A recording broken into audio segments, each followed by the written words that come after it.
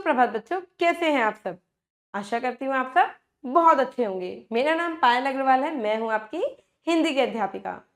बच्चों, आज हम पढ़ेंगे पाठ 8 बीरबल की हाजिर जवाबी। बीरबल बच्चों बहुत हाजिर जवाबी थे, एकदम जवाब देते थे। एक बार क्या हुआ, जो अकबर थे वो शिकार करते करते जंगल में अपनी सेना से थोड़ा बिछड़ गए थे। आधी सेना थोड़ी सी उनकी अलग हो गई थी और उन्हें बड़ी प्यास लगी थी। रास्ता उन्हें मिल नहीं रहा था जाने का, भूल गए थे वो। तो बीरबल क्या थे, बड़े छोटे से थे। उन्होंने उनसे रास्ता पूछा कि भाई इसको पता होगा कि रास्ता कहाँ है। तो उन्होंने पूछा कि ये रास्ता कहाँ जाता है। तो बीरबल ने एकदम जवाब दिया था कि रास्ता कहीं नहीं जाता है, रास्ता तो यही रहता है, जाते तो हम हैं।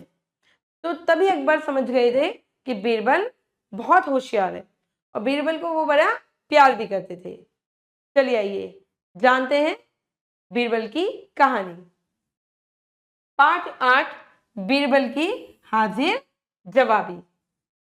बच्चों, ये पाठ पर आधारित एक गतिविधि है, एक्टिविटी है कि बच्चों उपयुक्त चित्र में कितने गोले हैं जरा गिनकर बताइए और यहाँ पे आपको उसका उत्तर लिखना है। ठीक है, जैसे भाई एक गोला ये है, दूसरा ये है, तीसरा ये है ना, चौथा ये है, पांचवा ये है, छठा, 7, 8, 9, 10, 11, 12, 13 और ये 14, 15। ठीक है, ऐसे करके आपको यहाँ पे उत्तर लिखना है। अब आपको पढ़ना है। अच्छा बच्चों, अब हम पाठ में क्या पढ़ेंगे कि बीरबल अपनी बुद्धिमानी और हाजिर जवाबी से हर समस्या का हल चुटकियों में निकाल देते थे। एकदम बोलते थे और जितनी भी समस्या होती थी उसका समाधान निकाल लेते थे। इस पाठ में वे अपने इसी गुण के कारण एक राज्य कर्मचारी को अकबर के क्रोध से बचा लेते हैं। जब एक कर्मचारी कहता है वो लेट हो जाता है आने में दरबार में, तो अकबर पूछते कि भाई क्यों लेट हुए। तो वो कहता है कि बच्चे ने जिद करी थी इसलिए लेट हो गया। अब अकबर माने नहीं। बीरबल को भी बड़ा बुरा लगा। बीरबल ने भी कहा कि भाई बच्चे के हट के आगे, मतलब जिद के आगे कोई वो नहीं है, कोई बात नहीं, सबको झुकना पड़ता है बच्चों के। अगर बच्चा जिद करता है तो सबको झुकना पड़ता है। तो अकबर ने बोला कि मुझे सिद्ध करके दिखाओ, कैसा कैसे। तब ये बीरबल ने सिद्ध किया था। चलिए ये पाठ के माध्यम से इसको जानते हैं। उद्देश्य है बच्चों कि समझदारी, वक्त पटुता और हाजिर जवाबी का आपस में सामंजस्य व तालमेल प्रस्तुत करना। चलिए पढ़ते हैं। मुगल सम्राट अकबर के दरबार में नौ ऐसे लोग थे जिन्हें वे नवरत्न कहकर पुकारते थे, क्योंकि वो 9 थे, नवरत्न थे। ये सभी अपने अपने क्षेत्र में विशिष्ट योग्यता रखते थे। अपने अपने क्षेत्र में, अपने अपने काम में सब विशिष्ट योग्यता रखते थे। इन्हीं नवरत्नों में एक बीरबल भी थे, जिसकी बात अकबर बहुत अच्छे से मानते थे, बड़ा प्यार करते थे उन्हें। अकबर बीरबल को बहुत चाहते थे और बीरबल भी बहुत ही विद्वान और हाजिर जवाबी थे। बड़े विद्वान थे, बड़ा दिमाग था उनके अंदर। एक दिन भी बीरबल की अनुपस्थिति अकबर को बहुत खलती थी। अगर वो एक दिन भी नहीं आते थे उन्हें बड़ी खलता था कि आज बीरबल नहीं आए। एक दिन की बात है, एक राज कर्मचारी दरबार में देर से आया। जो कर्मचारी था वो देर से आया। अब तो अकबर ने उससे देरी से आने का कारण पूछा। जैसे कभी बच्चों आप देर से आते हो, कभी स्कूल का टाइमिंग होता है 7 बजे का, तो आप आ रहे 7:05 पे, तो टीचर आपसे पूछती है भाई क्यों लेट हुए। ऐसे ही जब वो कर्मचारी लेट हुआ तो अकबर राजा था वहां का, तो अकबर ने पूछा कि भाई दरबार में लेट क्यों आए। तो उसने कहा, कर्मचारी ने, कि महाराज मेरा बेटा कुछ जिद कर रहा था जिससे मुझे आने में देर हो गई।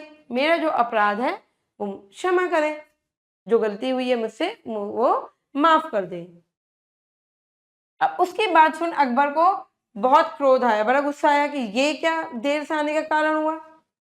वे बोले, हम तुम्हें नौकरी से निकालते हैं। भला बच्चे की जिद भी देरी से आने का कोई कारण है? ये कैसा कारण है भाई? बुखार हो, कोई बीमार हो, समझ में आता है, पर बच्चे की जिद ये तो कोई कारण नहीं हुआ।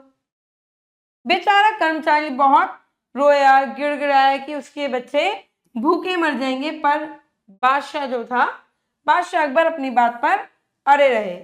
अब ये बात किसको पता चली? बीरबल को।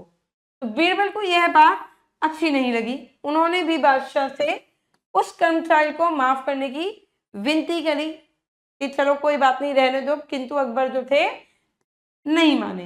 वो अपनी बात पे अड़े रहे, अकबर जो थे अपनी बात पे अड़े रहे। उन्होंने बीरबल से कहा, अगर तुम कहते हो कि बाल हट के आगे कोई जीत नहीं सकता। अब अकबर को लगा कि चलो बीरबल कह रहा है, तो बीरबल से उन्होंने कहा कि बीरबल, अगर तुम्हें लग रहा है कि बाल हट के आगे अगर बच्चा जिद करता है और उसके आगे कोई जीत नहीं सकता, तो मेरे सामने यह सिद्ध करके दिखाओ। मतलब मुझे बताओ, ये मेरे सामने करके दिखाओ कि हाँ ऐसा होता है कि बाल हट के आगे कोई जीत नहीं सकता। आखिर मैं भी देखना चाहता हूं कि किसी बच्चे की जिद इतनी बड़ी कैसे हो सकती है कि उसके आगे बड़ों बड़ों को झुकना पड़े। मतलब वो देखना चाह रहे थे कि ऐसे कैसे हो सकता है, बाल हट के आगे बड़े बड़े लोग झुक जाए, ऐसे कैसे। ठीक है, अब देखो ये हाथ भी जोड़ रहे हैं। अब बीरबल तो होशियार थे, विद्वानी थे, तो बीरबल बोले, ठीक है महाराज, अगर मैंने यह सिद्ध कर दिया, अगर मैंने साबित कर दिया, सिद्ध मतलब साबित करना, साबित कर दिया, सिद्ध कर दिया, तो आप उस कर्मचारी को नौकरी से नहीं निकालेंगे। ठीक है, वो तो विद्वान थे, सिद्ध कर सकते थे आराम से। उनका अगर मैंने सिद्ध कर दिया, साबित कर दिया कि बाल हट के आगे कोई जीत नहीं सकता, तो आप उसे निकालेंगे नहीं। अब अकबर इसके लिए तैयार हो गए कि ठीक है, मैं उसे नहीं निकालूंगा, पर तुम्हें साबित करना होगा। तो बीरबल बोले, अच्छा आप पिता बन जाइए और मैं बच्चा बन जाता हूं, फिर देखते हैं कि किसको झुकना पड़ता है। अब बच्चा कहां से लाए? तो उन्होंने कहा आप ही पिता बन जाओ और मैं बच्चा बन जाता हूं, फिर देखते हैं। बादशाह अकबर को बात में मजा आने लगा। अच्छा ऐसा, चलो ठीक है, बन जाता हूं। बीरबल स्वयं बच्चे का अभिनय करते हुए बोले कि मैं एक मिट्टी की सुराही लूंगा। क्या लूंगा? मिट्टी की सुराही लूंगा, बीरबल ने कहा बच्चेपन में।